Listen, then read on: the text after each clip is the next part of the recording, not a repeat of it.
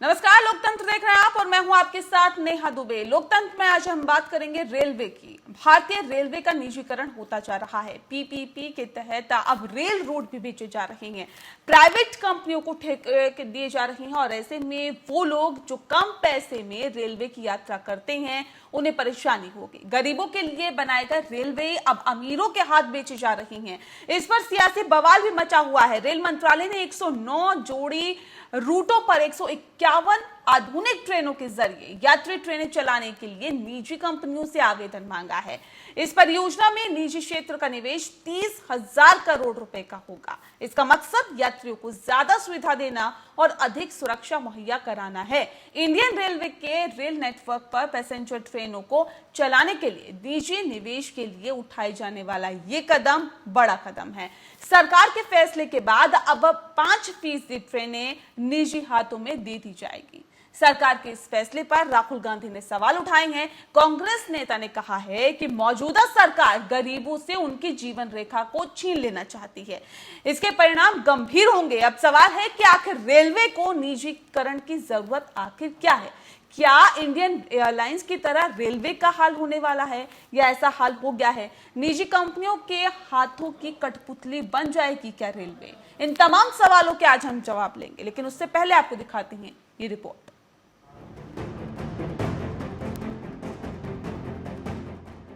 मोदी सरकार ने रेलवे के निजीकरण की ओर कदम बढ़ा दिए हैं। इस कड़ी में भारतीय रेलवे ने 109 रूट के लिए निजी कंपनियों से आवेदन मांगा है।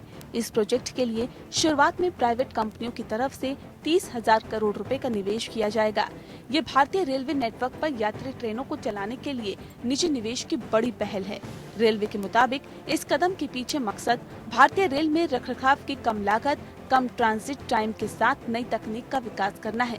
पिछले साल IRCTC ने देश की पहली निजी ट्रेन लखनऊ दिल्ली तेजस एक्सप्रेस की शुरुआत की थी। रेलवे के निजीकरण का सरकार का फैसला राहुल गांधी को रास नहीं आया और उन्होंने केंद्र सरकार पर हमला बोल दिया। राहुल ने अपने ट्वीट में लिखा, रेल गरीबों की एकमात्र जीवन रेखा है और सरकार उनसे ये भी छीन रही है। जो छीनना है छीनिए, लेकिन याद रहे देश की जनता इसका करारा जवाब देगी। मोदी सरकार की ओर से काफी वक्त से इस पर विचार किया जा रहा था। अब जाकर रेल मंत्रालय ने 109 जोड़ी प्राइवेट ट्रेनें चलाने के लिए रिक्वेस्ट फॉर क्वालिफिकेशन यानी RFQ मांगा है। सरकार को उम्मीद है कि इससे भारतीय रेलवे में निवेश बढ़ेगा, साथ ही साथ यात्रियों को बेहतर सुविधाएं भी मिलेगी। पूरे देश के रेलवे नेटवर्क को 12 क्लस्टर में बांटा गया है और इन्हीं 12 क्लस्टर में 109 जोड़ी प्राइवेट ट्रेनें चलेंगी। हर ट्रेन कम से कम 16 डिब्बे की होगी और इनकी अधिकतम रफ्तार 160 किलोमीटर प्रति घंटे होगी।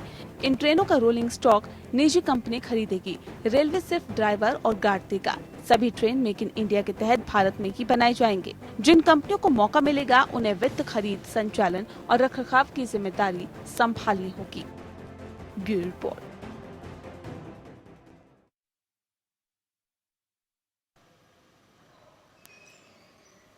जी हाँ, तो रेलवे की ओर से एक बयान जारी किया गया जिसमें कहा गया कि इस प्रोजेक्ट के तहत रेलवे में निजी क्षेत्र के ऊपर 30,000 करोड़ रुपए निवेश किए जाएंगे। यानी कि रेलवे पूरी तरह से तैयार है कि आखिर ज्यादा से ज्यादा अब ट्रेनों का निजीकरण किया जा सके, लेकिन इसके ऊपर अब विपक्ष भी आक्रामक रुख अख्तियार किया हुआ है और ऐसे में कांग्रेस के नेता राहुल गांधी ने कहा है कि गरीबों की जीवन यात्रा है रेल और ऐसे में गरीब इसका जवाब मौजूदा सरकार को देंगे। और इस विषय पे आज हम तफसील से चर्चा करेंगे। सवाल इस बात को लेकर भी है कि आखिर रेलवे को निजीकरण की जरूरत क्या पड़ी, क्यों आखिर रेलवे का निजीकरण करने की ओर सरकार अग्रसर दिखाई दे रही है।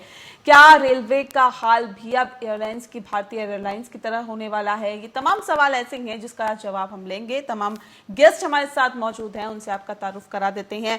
रमेश चंद्र रतन जी हमारे साथ हैं, जो नेता हैं बीजेपी के। रमेश जी, बहुत स्वागत है। साथ ही हमारे साथ सचिन रावत जी जुड़ गए हैं, प्रवक्ता हैं कांग्रेस के। सचिन जी, आपका भी बहुत स्वागत है। और पवन कुमार जी हमारे साथ जुड़े हैं, जोनल सेक्रेटरी है भारतीय मजदूर संघ के। पवन जी, आपका भी बहुत स्वागत है। सबसे पहला सवाल मेरा रमेश रतन जी आपसे है, किस तरह से इसे देखते हैं और क्यों आखिर अब रेलवे को निजीकरण की जरूरत पड़ी? एक तो नेहा जी, मैं आपको बीजेपी के नेता के साथ साथ मैं चेयरमैन PSC रेलवे बोर्ड भी हूँ। ये भी आपकी जानकारी में दे दूं। दूसरा, जिनका राहुल जी जो है गंभीर परिणाम की बात, तो उनको जिनको जो है स्वयं उनकी पार्टी गंभीरता से नहीं लेती, देश भी उनको गंभीरता से नहीं लेता। अगर पार्टी भी गंभीरता से लेती तो आज वो राष्ट्रीय अध्यक्ष होते।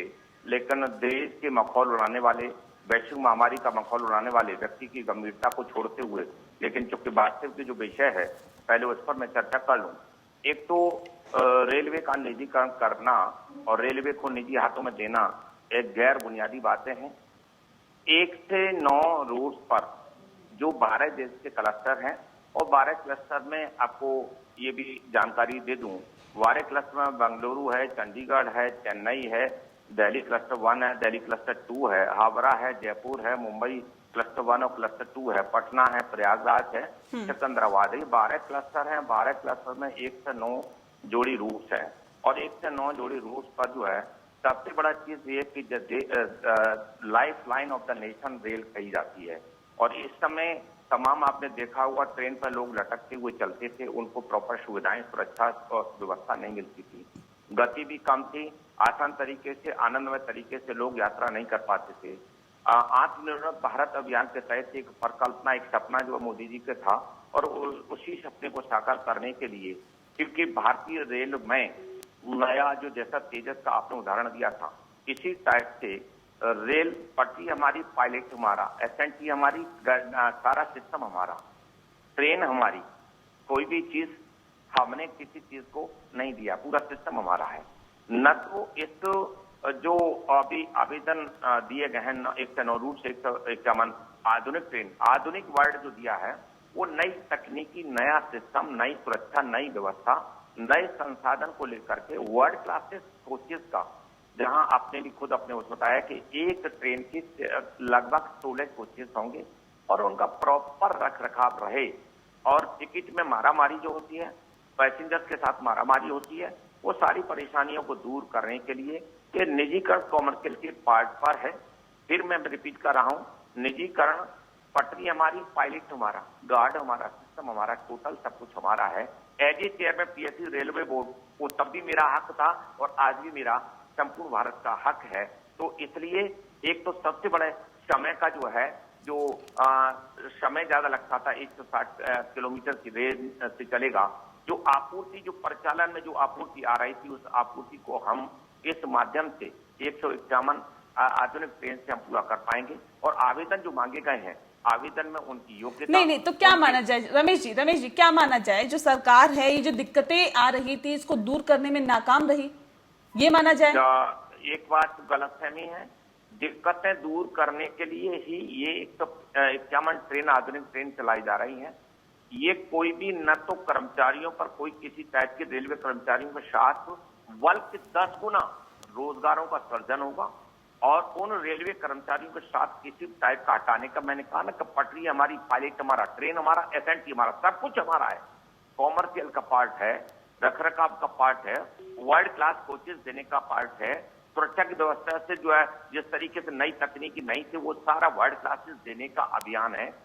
एक आत्मनिर्भर भारत के अभियान की परिकल्पना के अभियान को, क्योंकि यात्रियों को सुखद आनंद देते हुए प्रॉपर सुरक्षा मिले, सामान चोरी हो जाता था, रिफंड भी प्रॉपर जो है उनको मिले, ये सारा चुस्त दुरुस्त करने के लिए ये अभियान है, जिसके लिए आवेदन मांगे गए हैं।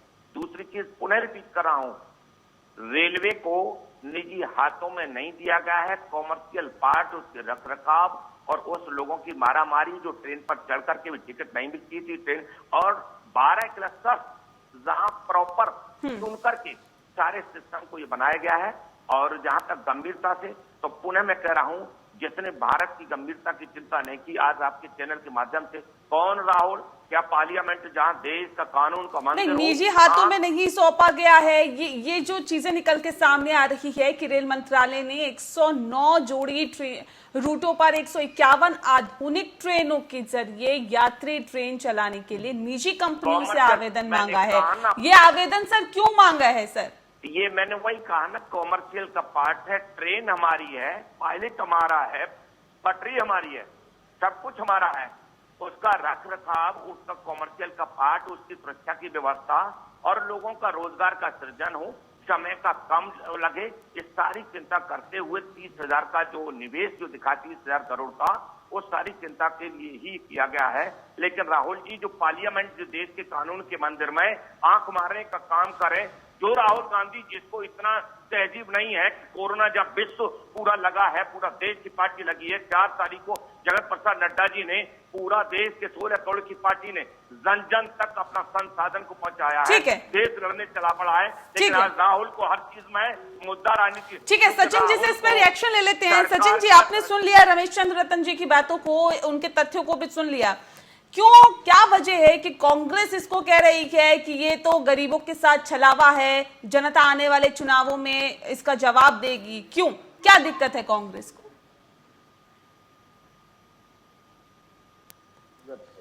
2014 से लेकर के 2020 में आज हम हैं। इन लोगों ने जितनी भी योजनाएं और जितनी भी परियोजना लेकर के आए हैं, वो सिर्फ और सिर्फ गरीब विरोधी रही है। मैं आपको बताना चाहूंगा कि आदरणीय श्री राहुल गांधी जी ने, उन्होंने स्पष्ट शब्दों में कहा है कि सबसे ज्यादा अगर ट्रेन में जो सफर करते हैं, जो भी हमारे गरीब भाई हैं, वो रोजगार के लिए अगर दूसरे प्रदेश जाते हैं तो सबसे ज्यादा वो ट्रेनों से जाते हैं। अगर इन लोगों ने उस ट्रेनों को निजीकरण हाथों में लेकर के उसको प्राइवेट करेंगे, तो इसका मतलब है किराया बढ़ाएंगे लोग, और जब किराया बढ़ेगा तो हमारे जो मजदूर साथी हैं वो किराया कैसे देंगे? सबसे पहली एक बात। और दूसरी बात मैं एक और नेहा जी बताना चाहूंगा कि जिस प्रकार से रेलवे हो, आपने शुरुआती तौर पे जब आपने डिबेट स्टार्ट की, आपने ही कहा कि एयरलाइंस में भी ये हुआ है, और धीरे धीरे ये जो प्राइवेट सेक्टर को बढ़ावा दिया जा रहा है, ये कहीं ना कहीं इनके जो पूंजीपति जो मित्र हैं, जो इनके कोर ग्रुप के जो मित्र हैं, उन्हीं के हाथों में बागडोर सौंप दी जाती है, कि जिससे आने वाले समय में हमारे जो देश के जो युवा हैं, जो रोजगार के लिए अभी तक तरस रहे हैं, उनको रोजगार ये लोग नहीं देंगे, क्योंकि इन लोगों ने रेलवे में भी 50% से ज्यादा रोजगार घटा दिया है, और इसका स्पष्ट शब्दों में रेलवे मिनिस्ट्री द्वारा पत्र आ गया है। मैं यही सिर्फ पूछना चाहूंगा कि अगर विपक्ष के नाते हम लोग सवाल पूछते हैं, सरकार से सवाल पूछते हैं, तो ये लोग मखौल उड़ाने का काम करते हैं। इनको जवाबदेही पे ये लोग हमेशा चुप्पी साध जाते हैं, और सीधे शब्दों में इन्होंने कहा कि ट्रेन हमारी, पटरी हमारी, ड्राइवर हमारा। अरे तो भाई साहब, आपको प्राइवेट करने की क्या जरूरत है? आप उसी ट्रेन को, आप उन्हीं लोगों को एक सर्कुलर जारी करके उन युवाओं को रोजगार मुहैया करा करके उसी ट्रेन को तेजी से आप दौड़ाइए और उसी ट्रेन को आधुनिक बनाइए। आप लोगों ने तो बुलेट ट्रेन का वादा किया था। अरे बुलेट ट्रेन ना सही तो इन्हीं ट्रेनों को। ठीक है, आपका ये कहना है कि अगर निजी कंपनियों को तमाम चीजें सौंप दी जाती है तो उससे किराया बढ़ेगा और गरीबों पर बोझ बढ़ेगा। ठीक है, पवन कुमार जी, आप भी इसको लेकर, इसके विरोध में आवाज उठा चुके हैं। सर, आप लोगों को क्या दिक्कत है और क्यों इसका विरोध किया जा रहा है?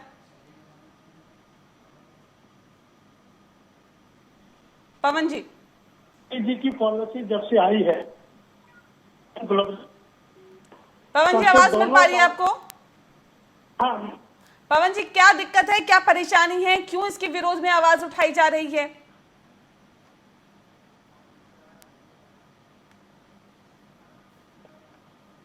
हेलो। चलिए, लगता है पवन जी से संपर्क नहीं हो पा रहा है। एक बार फिर से आपसे संपर्क साधने की कोशिश करेंगे। लेकिन यहाँ पर रमेश जी, सवाल इस बात को लेकर है, जिस तरह से अभी आप सचिन जी को सुन रहे थे, उनका ये कहना है कि धीरे धीरे जो चीजें हैं वो निजी हाथों में सौंपी जा रही है। इससे भले ही आप ये कहें कि आपको सुरक्षा मिलेगी, भले ही आप ये कहें कि सुगमता आएगी, भले ही आप ये कहें कि स्वच्छता मिलेगी, तमाम और सुविधाएं मिलेगी, लेकिन सर उसके साथ साथ किराया भी तो बढ़ेगा या नहीं बढ़ेगा? उससे सीधे असर पड़ेगा गरीबों की जेब पर। नेहा जी, पहली चीज तो हमारे सचिन जी जो है, सचिन रावत जी को ये जानकारी होनी चाहिए, तो गरीबी मिटाओ का अभियान कांग्रेस ने चलाया और खुद बेचारे मिट गए। सेवा का भाव कुर्सी से होता है, कुर्सी से नीचे भी होता है। मैं बोलूं फिर बोले ना, इनकी कुर्सी अगर इतना ही दमदार होती, गरीबों की चिंता होती, तो इनका जो हस्त्र इतना बुरा नहीं होता। आज भी पूरा देश कोरोना और चाइना युद्ध, दो बनने के इश्यू हैं, देश जुटा हुआ है। लेकिन महान कांग्रेस की आदत है, और राहुल जी जिनको जो है, मैं तो कह रहा हूं कि देश ने उनको लॉलीपॉप पीने वाला जो है लल्लू समझ लिया है, उनको सिवाय जो है उनको तथ्यों की जानकारी नहीं, नॉलेज 1.5 पैसे की नहीं है उनको। अगर नॉलेज हो, नॉलेज अगर हो उनको, मैं बोल दूंगा, बोल लीजिएगा। सचिन जी बोले, पहले मुझे बोलने दें। सचिन जी मुझे बोलने दें। सचिन जी आप बोलिएगा बाद में। सचिन जी आज ठीक है, एक करके बोलिए, एक करके बोलिए। सचिन जी मेरे बात बोल लीजिएगा, बता दीजिए मुझे। सचिन जी मुझे मालूम है रमेश जी आपके बारे में कि आप कहाँ से आए, कैसे आए हैं। आप परिभाषा मत बताइए। अरे परिभाषा मुझे सिखाते हो भाई, कहाँ पे आए, कैसे आए, छोड़ो ना। कौन से मिनिस्ट्री में आप? सचिन जी आप जहाँ हैं वहाँ से बात करो। छुपा नहीं है। सचिन जी जहाँ हैं वहाँ से बात करो। आप मेरे डिबेट का तरीका सीख लो, डिबेट का तरीका सीख लो। जो मैं बोल रहा हूँ आप नहीं बोलेंगे। आप क्यों निजीकरण कर रहे हैं ये बताइए ना। अरे आप डिबेट में इसका जवाब दीजिए। मेरे बात बोलिएगा ना, मेरे बात बोलिएगा। ठीक है, एक एक करके अपनी बात रखिए। रमेश सचिन जी लौटेंगे आपके पास। रमेश फिर पुनः मैं रिपीट कर रहा हूँ, ये गरीबों को इनको नॉलेज होना चाहिए कि जो पैसेंजर ट्रेन है हर 10 किलोमीटर की उस पर रुकती है, वो उस पर ट्रेनों पर कोई फर्क किसी का ऐसा नहीं है। हर स्टॉपेज पर रुकने का जो प्रक्रिया है रेलवे की, भारतीय रेल की है, रहेगी। ये कैसे, और चूंकि उस ट्रेन पर चढ़ करके भीड़ के साथ कतलेआम भी बेचारा पटरी पर कटते और मरते देखे हैं, क्योंकि मैं चेयरमैन हूं, खाली देता नहीं हूं रेलवे का, और इतिहास का पन्ना लिखा है। इसलिए रावत जी मुझे गंभीरता सुन लो। आज सबसे बड़ी गंभीर चीज यह है कि रेलवे में जिस तरीके से भीड़ टिकटों पर परेशानी थी, सुखद आनंद लेने वाली नहीं थी, इस चीज पर गंभीर चिंता करते हुए इन 151 ट्रेन को आधुनिकीकरण उनका करते हुए, उनका समय का अवधि की चिंता करते हुए, सुरक्षा की चिंता करते हुए, और रोजगार 10 गुना सृजन हो गए।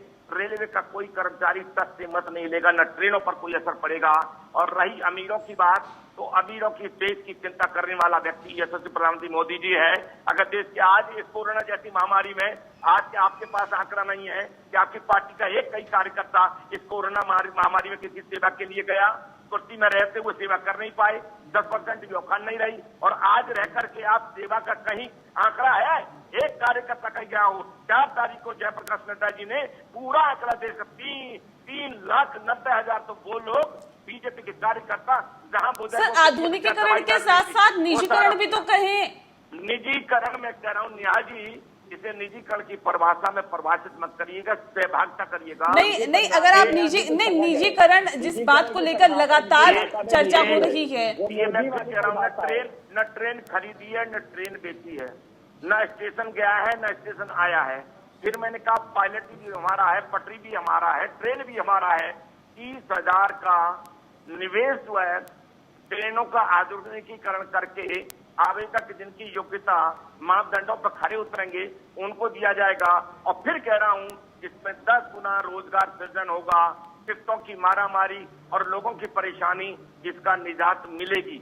और भारत सरकार, यशस्वी प्रधानमंत्री मोदी जी 24 घंटे इस गरीब जनता की चिंता न की होती तो दोबारा रावत जी नहीं आ गई होती सरकार फुल प्लस। आज सैकड़ों सांसद और हजारों जो विधायक एकजुटता के साथ सेवा भाव में लगे हैं, लेकिन कांग्रेस के पास राजनीति के अलावा दूसरा फॉर्मूला नहीं है। लेकिन सर जब 2014 में सत्ता पर काबिज हुए थे, कहा था महंगाई कम होगी। सर महंगाई क्या कम हुई? पेट्रोल डीजल के दाम एक तरफ आसमान छू रहे हैं, तो दूसरी तरफ अब रेल के निजीकरण की बात निकल के सामने आ रही है। वो मौका देता है एमएससी में भोजन करे, 10 लाख और फंड पाए, तो क्या बात करोगे? क्या देश की चिंता है? कौन सी प्रकृति के? ठीक है सचिन जी, ठीक है रतन साहब, ठीक है रमेश जी, ठीक है लौटेंगे आपको। सचिन जी देखिए नेहा जी, मैं सबसे पहले स्पष्ट शब्दों में इनको बता दूं कि आज जो भी गरीबी 80% से ज्यादा गरीबी कांग्रेस पार्टी ने मिटाई है। इनकी भी सरकारें रही है, माननीय अटल बिहारी वाजपेयी जी की सरकार रही है, उसका भी योगदान मैं उसकी भी सराहना करता हूं। लेकिन 2014 के बाद से 20% जो हमारे देश में गरीबी बची थी, वो गरीबी क्यों नहीं अभी तक उसका डाटा दे पाए हैं, वो गरीबी क्यों नहीं दूर हो पाई है। और दूसरी बात एक और, ये लोग कोरोना की जैसी महामारी पे ये लोग लगातार नहीं सचिन जी सवाल पे आइए। इनका ये कहना है कि निजीकरण नहीं होने जा रहा है, आधुनिकीकरण होने जा रहा है। मैं बता तो रहा हूँ नेहा जी, ये लोग देश को कुछ और बताते हैं, करते कुछ और हैं। जैसे इन लोगों ने नोटबंदी करने के बाद में देश में कहा कि आतंकवाद खत्म हो जाएगा। क्या आतंकवाद खत्म हो गया? आप बताइए ना, आप जवाब दीजिए। और ये भी इन लोगों ने कहा था जीएसटी लगने से हमारे व्यापारी भाई खुश हो जाएंगे। 18% जीएसटी हम लोग लेकर के आए, तो ये लोग 28% लेकर के आए। इन लोगों ने कहा था कि कोरोना जैसी महामारी को लेकर के जब आई थी, सभी लोगों ने रिपोर्ट दे दी थी कि हमारे देश में महामारी बढ़ेगी, मोदी जी रोक लो। आदरणीय श्री राहुल गांधी जी ने 12 फरवरी को ट्वीट किया था, लेकिन मोदी जी सब ट्रंप के स्वागत में बिजी थे। आज हमारा देश टॉप 3 में आ गया है। आज देश के सामने इतना बड़ा गंभीर विषय है। हमारे ठीक है पवन कुमार जी, ठीक है सर, ठीक है पवन कुमार जी, जवाबदेही ये लोग नहीं करते। पवन कुमार जी, भारतीय किसान यूनियन को, भारतीय किसान मजदूर संघ को, भारतीय मजदूर संघ को क्या दिक्कत है, क्या परेशानी है, क्यों इसके विरोध में आवाज उठाई जा रही है? मेरा समस्या ये है, ये जब से एलपीजी की पॉलिसी आई है 1991 से, चाहे कांग्रेस की सरकार आए चाहे बीजेपी की सरकार आए, जब सत्ता पक्ष में रहते हैं तो निजीकरण का समर्थन करते हैं, विपक्ष में रहते हैं तो निजीकरण का विरोध करते हैं। सबसे से प्रक्रिया शुरू हुई है, आज रेलवे पर है। नहीं, इस फैसले से क्या दिक्कतें आ रही हैं? क्या आपको लगता है, किस बात का डर है? आज रेलवे 40% से ज्यादा निजीकरण कर रहा है, चाहे वो यूपी 1 हो, यूपी 2 हो या यूपी 1 हो। आज IRCTC का डिपार्टमेंट, सारा कैटरिंग सर्विस बाहर हो गया, सारा सैनिटेशन सर्विस बाहर हो गया, टिकटों की बिक्री बाहर शुरू कर दी, लोडिंग अनलोडिंग का काम बाहर कर दिया। बहुत सारा काम रेलवे 40% पहले से ही प्राइवेट हो गई। और मैं धन्यवाद करता हूँ रमेश जी को। रमेश जी ने बहुत बड़े मंच के साथ स्वीकार किया कि रेल हमारी, पटरी हमारी, ड्राइवर हमारा। केवल इन्होंने कहा प्रॉफिट जो है प्राइवेट सेक्टर को देंगे, बाकी इन्होंने कुछ रमेश जी, सुना आपने पवन जी को, ये दिक्कतें हैं, ये डर है, ये परेशानी है। ऐसा है कि पवन जी मजदूरों की राजनीति करते हैं और उनका सोचना, उनका चिंतन करना, मैं उसके विपरीत नहीं हूँ, लेकिन लोगों को रोजगार, उनके वेतन की स्थिति क्या है, उनका वेतन कहाँ खड़ा है, कर्मचारी का वेतन इसका कोई आंकलन नहीं कर रहा। इन लोगों ने कान मान लिया है प्राइवेट सेक्टर। बोलिए पवन जी। और ये पवन जी सबसे बड़ी चीज तो एक और, बोलिए पवन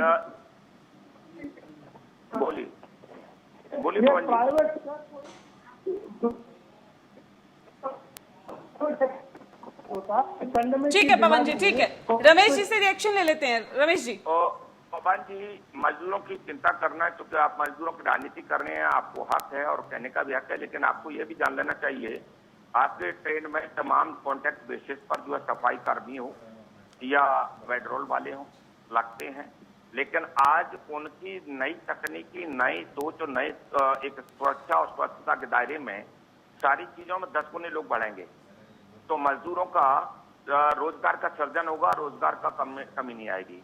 जहां तक आप जो है सचिन जी हैं, सचिन जी जो है मैं आशा की बात कर रहा हूं कि आप जो है पूरे देशों में आपका जवाब देने के लिए हमको गरीबों के प्रति और सब सारी बातें कर ली, लेकिन सचिन जी कम से कम अपने घर की डकैती को तो रोक लीजिएगा। अगर जो ज्योतिरादित्य सिंधिया ने आपको दिखा दिया है ना, आपका रायबरेली से विधायिका ने दिखा दिया है ना कि आपकी अगर कतरी करनी में सही होती तो आप सत्ता से नीचे पैदल न होते। आज आप 10% पार्लियामेंट में नहीं है। आज आप विरोध करने के अलावा देश के चाइना के साथ खड़े हो, पाकिस्तान के साथ खड़े हो, उनके साथ भोजन करने का चौक लेने का काम करते किस मुंह से बात करेंगे? अब कोरोना का हक है क्या? आप भी डेटा दे सकते हैं जैसे बीजेपी ने दिया है कि सरकार और संगठन ने मिलकर के पूरे भारत में जन जन तक इस तरीके 4 तारीख को भारतीय जनता पार्टी ने अपना पूरा डेटा रखा। जनधन योजना में ये भ्रष्टाचार, आतंकवाद, ये कांग्रेस करनी थी, लेकिन ये चिंता मत कर, चुन के रखे जाएंगे। भ्रष्टाचार, आतंकवादी अब देखने को नहीं मिलेंगे। आतंकवादी विरोधक नियम आपने नहीं बनाया, ये भारतीय जनता पार्टी की देन है। भ्रष्टाचार आपने नहीं मिटाया। सर, रेलवे का निजीकरण होने की तरफ सरकार आगे बढ़ रही है या फिर सरकार इसका निजीकरण करना चाह रही है, लेकिन राजनीतिकरण नहीं होना चाहिए इस पूरे मुद्दे का। रेलवे की निजीकरण पुनः कह रहा हूँ, नहीं रेलवे में एक अच्छा सुखद आनंद लेते हुए यात्री जिसकी आपूर्ति प्रॉपर नहीं हो रही थी, तो 12 क्लस्टर हैं, उन क्लस्टर में 1 से 9 रूट्स हैं। उस 1 से 9 रूट्स पर उस सब लोगों की चिंता करते हुए सरकार कोई फैसला लेगी, लोगों की सरकार कोई फैसला लेगी सर, लोगों की दिक्कतें जो होंगी, जो अंदेशा होगा, जो आशंकाएं होंगी, उसको दूर किया जाएगा या नहीं किया जाएगा? रेलवे के रेलवे की टीम के बिना न किराया अलग से करने का अधिकार है, कुछ भी इंडिविजुअल कैपेसिटी में कुछ भी करने का अधिकार नहीं है आवेदक को। रेलवे ही आवेदन मांग रही है, रेलवे ही डिसाइड करेगी क्वालिफिकेशन, रेलवे ही सारे सिस्टम में इन्वॉल्व है। रेलवे का इन्वॉल्वमेंट कहीं न खत्म हुआ है न होगा, न किसी नई, न ट्रेनों पर कोई फर्क है, न रेलवे कर्मचारियों पर किसी टाइप का कोई फर्क नहीं आना है। रेलवे मंत्रालय ने 109 जोड़ी रूटों पर 151 आधुनिक ट्रेनों के जरिए यात्री ट्रेनें चलाने के लिए निजी कंपनियों के आवेदन उनसे मांगा है, और ऐसे में इस परियोजना में निजी क्षेत्र का निवेश 30,000 करोड़ का है। बता दें कि इसका मकसद यात्रियों को ज्यादा से ज्यादा सुविधाएं देना और साथ ही साथ सुरक्षा मुहैया कराना है। इस पे हम लगातार चर्चा कर रहे हैं, खास मेहमान हमारे साथ मौजूद हैं। लेकिन एक सवाल यहाँ पे रमेश चंद्र रत्न जी आपसे है कि एक तरफ प्रधानमंत्री कहते हैं कि देश नहीं बिकने दूंगा, देश नहीं झुकने दूंगा। सर, एक के बाद एक चीजें निजीकरण की तरफ चल रही है, उनका प्राइवेटाइजेशन हो रहा है। सर, ये कैसे जनता को विश्वास में लेगी, कैसे जनता को विश्वास दिलाएंगे कि वाकई देश नहीं झुकेगा, देश नहीं बिकेगा? ऐसे ही होगा क्या? ऐसा है कि निहारी देश की जनता को, और देश की जनता को नहीं पूरे विश्व को मालूम है कि देश न झुकेगा न देश बुकेगा, और देश के यशस्वी प्रधानमंत्री मोदी जी का जो धमक है पूरे विश्व में है, किसी भी टॉपिक पर ले लीजिएगा। लेकिन क्योंकि हमारे साथी लोग हैं, विपक्ष की भूमिका, विपक्ष का नेतागिरी करनी चाहिए, पार्लियामेंट में करें, ये मुद्दा ये ठीक है, मुद्दा करें, उनको अधिकार है, लेकिन जानबूझ करके सोच करके लोगों को, जनता को गुमराह न करें, झूठ न बोलें। झूठ का बाजार बहुत चल गया। सर, झूठ क्या, ये तो सभी के सामने है ना रतन साहब, ये तो सभी के सामने है। जो आप कर रहे हो, जो सरकार कर रही हो, किसी से छुपा है क्या? पुनः आपको क्लियर कर दूं कि जो यात्री परिवहन क्षेत्र था और 12 क्लस्टर जो है, आपने जो खुद भी अपने उसमें बोला, 12 क्लस्टर वो हैं जो 1 से 9 जोड़े जो है, और वो उस रूट पर बहुत ज्यादा मारामारी और लोगों को परेशानी का सामना करना पड़ रहा था। नहीं तो नौबत क्यों आई सर? नौबत क्यों आई सर? ऐसा है, वर्ल्ड क्लास शब्द जो यूज किया, वर्ल्ड क्लास जो है सुविधाएं देने के लिए हर जनता को तरक्की चाहिए, विकास चाहिए, और उस विकास तरक्की में देश जो है, नया देश, नया युग जो बने, उसकी चिंता करते हुए इस परिकल्पना को। नहीं तो अगर देश विकास करेगा तो वो निजीकरण के हाथों में करेगा, प्राइवेटाइजेशन को बढ़ावा देते हुए देश विकास करेगा क्या सर? सरकार क्या करती है? सरकार क्या करे? सरकार के पास कोई रोड मैप है या नहीं? 30,000 करोड़ का जो निवेश है, वो 30,000 करोड़ में न ट्रेन बेची गई है, न कोई चीज बेची गई है, बल्कि उसके रख रखाव और उसकी बेहतरीन सुविधा और सुरक्षा की चिंता करते हुए 30,000 करोड़ का निवेश है। और उस निवेश पर बेनिफिट हमको न मिले और सरकार किससे चलेगी, ये कहना गैर बुनियादी है। नहीं, अगर निजी हाथों में सौंप देंगे तो 30,000 करोड़ का निवेश होगा, यानी कि आप ये मान रहे हैं कि सरकार के पास पैसा नहीं है, सरकार अपने स्तर पर अच्छा काम नहीं कर पा रही, सरकारी कर्मचारी अपने स्तर पर अच्छा काम नहीं कर पा रहे। कॉमर्शियल का पार्ट है, रख रखाव का पार्ट है, टोटल लायबिलिटी हम लोगों की भी है। सर, आज तक भी तो रख रखाव का पार्ट चल रहा था ना सर, आज तक भी तो रेलवे चल रहा था ना। आपकी सरकार में, मोदी सरकार में सर, ये क्यों नौबत आ रही है कि इंडियन एयरलाइंस को निजीकरण कर दो जी, बाकी और तमाम चीजों को निजीकरण कर दो? इससे पहले IRCTC की कैंटीन को उनका निजीकरण कर दिया गया। सर, क्यों ये नौबत आ रही है? IRCTC रेलवे का PSU है, ये जानकारी होना चाहिए, रेलवे के अधिकारी ही हैं, और IRCTC का तेजस का भी ट्रिप के हिसाब से है, वो भी सिस्टम सब रेलवे के। सर, कैंटीन की मैं बात कर रही हूँ। मैं कैंटीन में मेरे कोई राइट है जी, कैंटीन का, जी आपको जानकारी होनी चाहिए। यात्री सेवा समिति मेरे में ही इसका जो रख रखाव का कैंटीन में प्रॉपर, अब मैंने जो है IRCTC पे जाकर कई जगह जाकर के चिंता की और सारी चीजें पूरा 15 स्टेट और 125 स्टेशन इतिहास बदला है रेलवे में मैंने एज ए चेयरमैन। तो इसलिए मुझे जितनी गंभीरता से इस चीज में मालूम है, मैं ये कह रहा हूँ कि world class station, world class coaches, world class waiting room मिले, जा रहे इस देश की चिंता के लिए उन रूट पर जहां लोगों को यात्रियों की आपूर्ति नहीं हो रही थी और उनकी चिंता थी। बढ़िया नहीं, उस समय में तो संतुष्टि लोगों को नहीं है ना सर, वहां पे भी तो कंप्लेंट आ रही है। क्यों आ रही है ये सोचिए ना। आप तो निजीकरण की तरफ बढ़ रहे हैं, लेकिन वहां पर भी दिक्कतें लोगों को आ रही है। सचिन रावत जी, एक सवाल बहुत अहम अभी पवन जी ने उठाया था। सवाल ये कि जब आप सत्ता में होते हैं तब आप इसका समर्थन करते हैं कि ऐसा होना चाहिए, अब सत्ता से बेदखल हैं तो इसका विरोध करना शुरू कर देते हैं। क्यों? आखिर क्यों? क्या राजनीति से ऊपर उठकर नहीं सोचना चाहिए कि आखिर दिक्कतें क्या है, परेशानियां क्या है?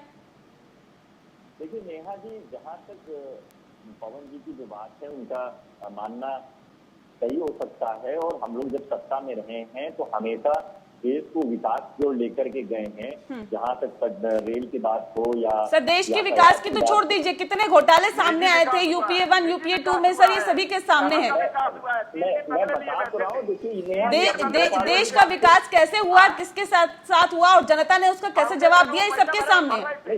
किस परिस्थितियों में 2014 में मोदी सरकार बनी है, सभी के सामने है। लेकिन मेरा एक सिंपल सा सवाल है, सर मेरा, सचिन जी, सवाल इस बात को लेकर कि जब सत्ता में रहते हैं तब समर्थन और जब सत्ता से बेदखल हो जाते हैं तब विरोध क्यों?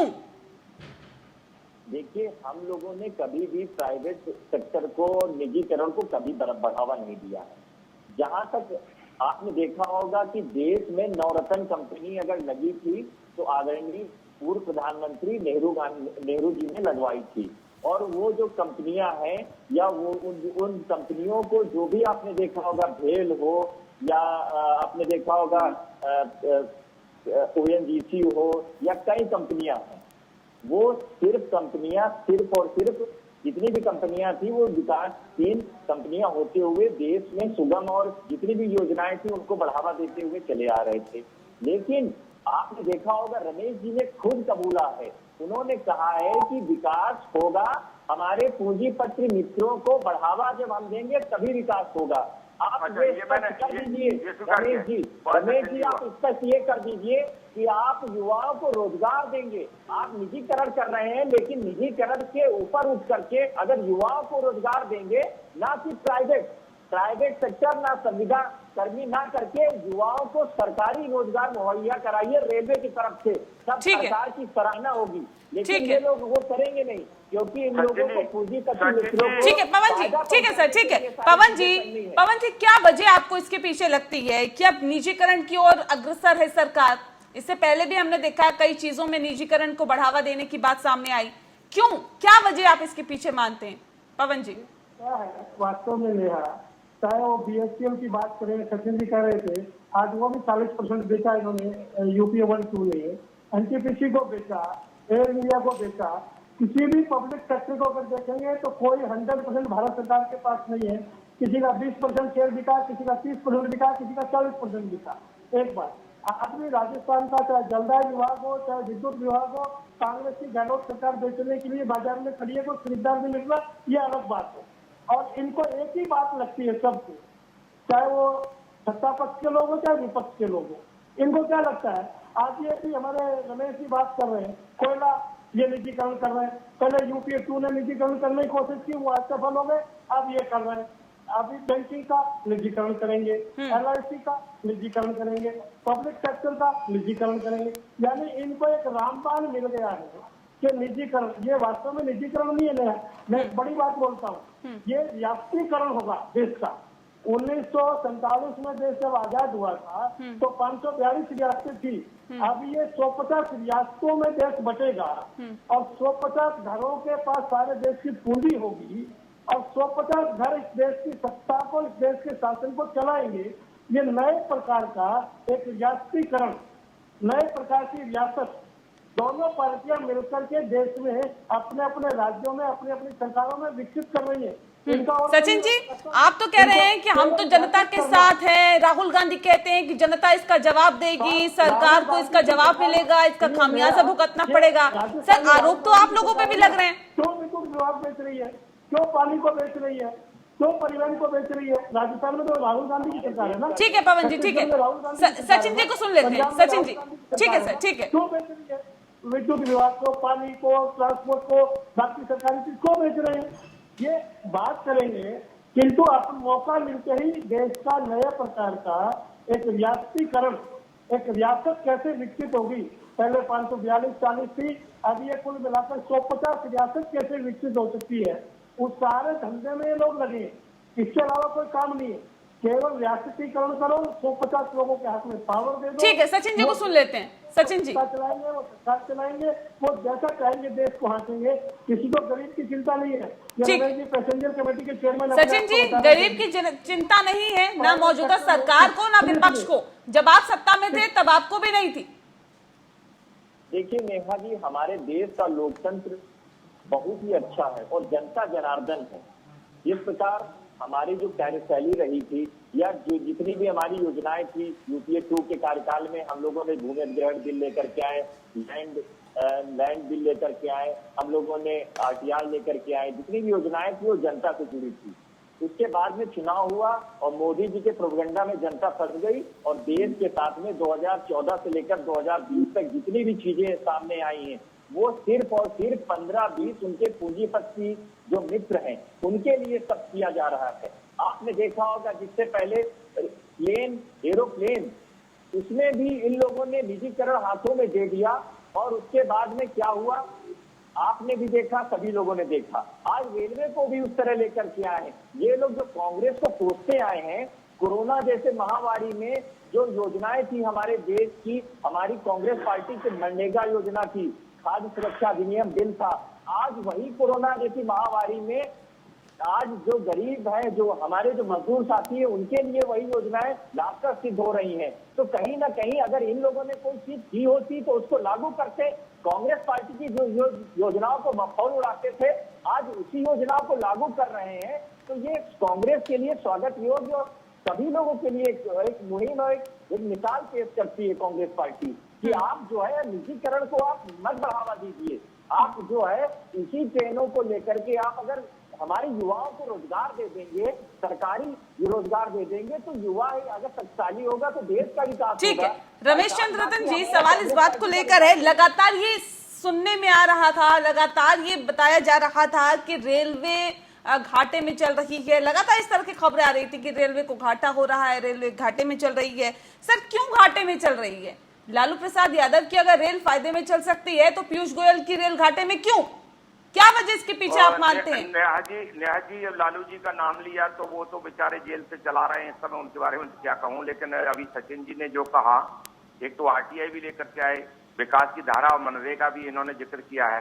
लेकिन बहुत आश्चर्य की बात है कि आरटीआई लेकर के आए और उनका जो है, तो मैं बीइंग एडवोकेट सुप्रीम कोर्ट मैं जानता हूँ, जिले से लेकर के प्रदेश और प्रदेश से लेकर के आरटीआई के कितना जवाब महीनों में मिलता है। ये डिजिटल है। अभी अगर पैसा डालोगे क्लिक करके आपके मोबाइल में आ जाएगा कितना डाला। दूसरी चीज मैं पूछ रहा हूँ, मनरेगा में मैं नहीं कहता, मरहूम अपने राजीव गांधी जी को पूछ लो, 1 रुपया भेजते हैं 15 पैसे पहुंचते हैं। ये तो आपकी विकास की धारा थी। मनरेगा का पैसा ठेकेदारों की जेब में जाता था और सत्ता के नाम पर कुनवा ने लूटा, बहनोई बाजरा ने लूट लिया। नहीं सर, रमेश जी एक दूसरे पे आरोप प्रत्यारोप नहीं, सचिन जी ऐसे नहीं चलेगा। नहीं, मुझे ये बताइए रमेश जी, रमेश जी, राहुल जी की बात बनाइए, जो गहरी नींद कुंभकर्ण की तरह सोए हो रहा है, रमेश जी, एक सेकंड, सचिन आएंगे आपके पास सर। रमेश जी देखिए मेरे पास वक्त कम है, ऐसे नहीं होगा। रमेश जी सवाल इस बात को लेकर है, मोदी विकास के नाम पर वोट की बात करते हैं, तमाम जगह अगर रैलियां भी करते हैं तो विकास के नाम पर वोट मांगते हैं, कहते हैं विकास हुआ देश में तो हमें वोट दीजिए। लेकिन क्या यही विकास का मॉडल है सर निजीकरण करना? इसके अलावा क्या सरकार के पास कोई और ब्लूप्रिंट नहीं है जिसके आधार पर हम ये मान पाए या कह पाए कि हाँ भाई देश में विकास हो रहा है? निजीकरण के अलावा सर मुझे बताइए।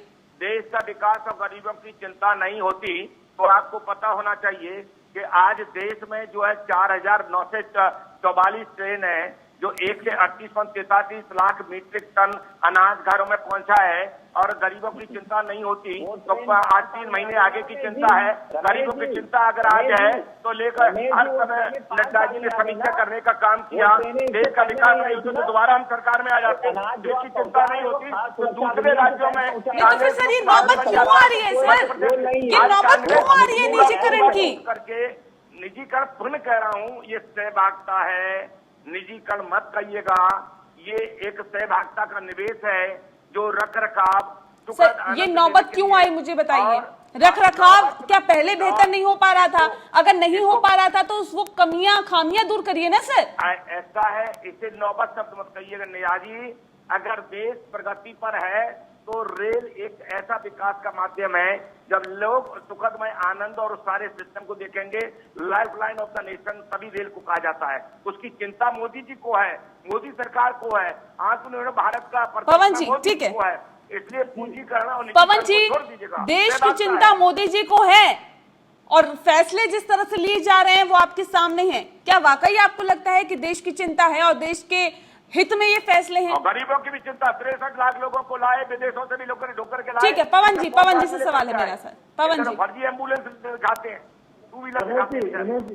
थोड़ा सुनिए प्लीज, मैं बात कर रहा था। ये जो 2 रास्ते हैं, या सरकार उद्योग चलाएगी या प्राइवेट सेक्टर उद्योग चलाएगा, इसके बजाय क्या आप 70 साल के बाद हमें फैसला कर सकते हैं क्या कि कितने प्रकार का उद्योगों का मालिकाना अधिकार होगा? पैटर्न ऑफ ऑनरशिप डिसाइड करने के लिए भारतीय मजदूर संघ 69 से मांग करता आया है कि पैटर्न ऑफ ऑनरशिप तय करो।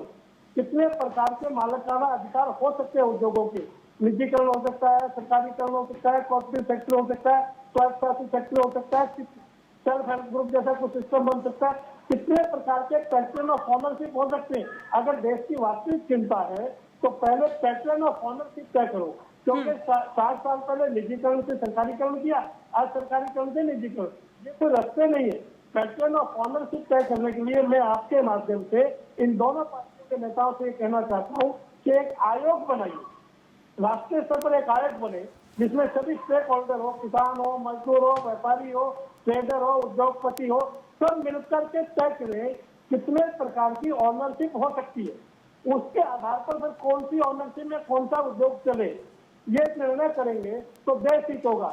ये सरकार चलाएगी जो लाला चलाएगी, इससे देश हित होने वाला नहीं है। अगर देश हित होता तो 50 साल पहले इनका निजीकरण क्यों किया था? अब ये कोयला की कमर्शियल माइनिंग खोल रहे, कोयला को 70 में।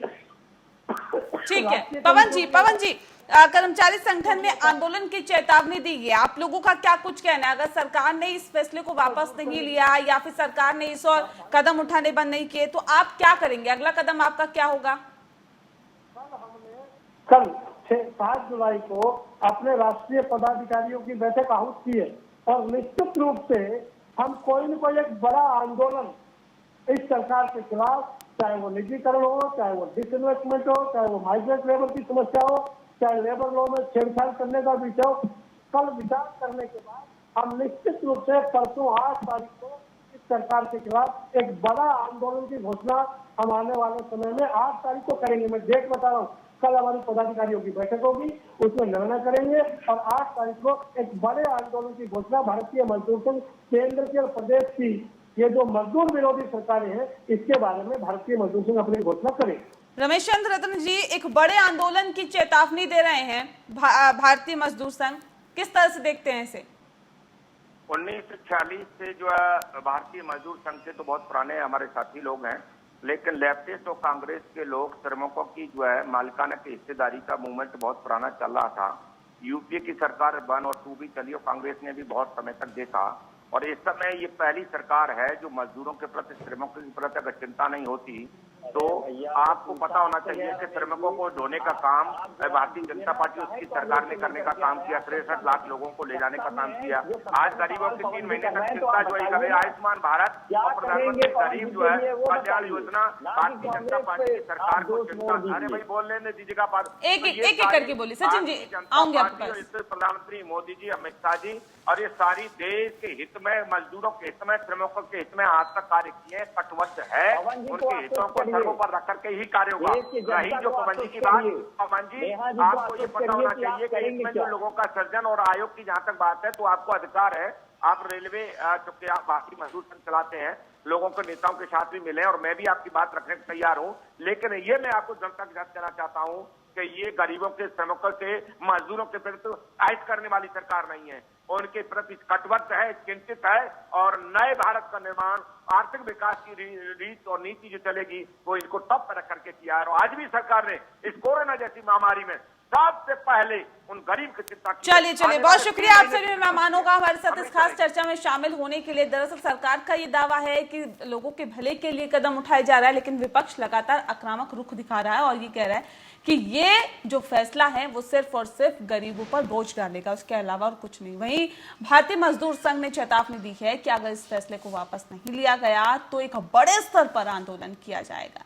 जाहिर तौर पर अगर ऐसा होता है तो सरकार की मुश्किलें बढ़ सकती है। इसी के साथ लोकतंत्र में इतना ही। नमस्कार।